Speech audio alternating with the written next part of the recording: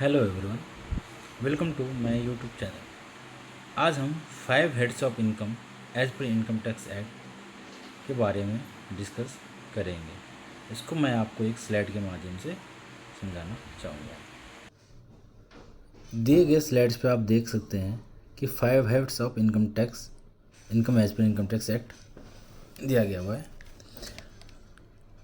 जो first head हम यहाँ पे डिस्कस करेंगे that is income from salary.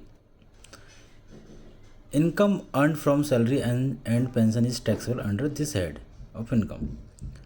यदि आप जॉब में हैं या किसी भी तरह की आपकी रिटायरमेंट का पेंशन इनकम है तो वो आपकी सैलरी हेड में कंसिडर किया जाएगा।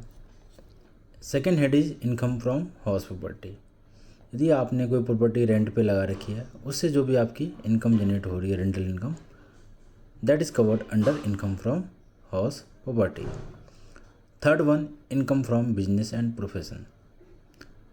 आप किसी भी तरह का बिजनेस कर रहे हैं या प्रोफेशन कर रहे हैं, उस बिजनेस एंड प्रोफेशन से आपको जो भी प्रॉफिट अर्न हो रही है वो आपकी इनकम कंसिडर की जाएगी, income from business and profession.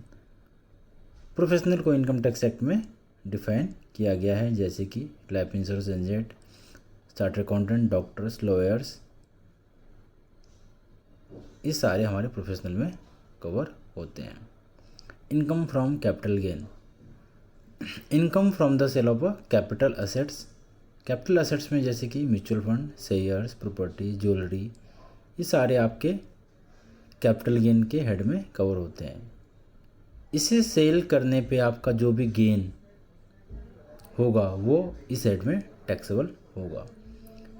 इसके इन 4 हेड्स के अलावा बाकी आपकी जो भी इनकम होगी वो आपकी अदर सोर्स के हेड में कंसिडर की जाएगी, जैसे कि आपकी सेविंग अकाउंट के इंटरेस्ट, एफडी के इंटरेस्ट, विनिंग ऑफ लॉटरीज, और भी जो बाकी के 4 हेड में कवर नहीं होंगे वो इस हेड में कवर होगी। Thank you for watching me.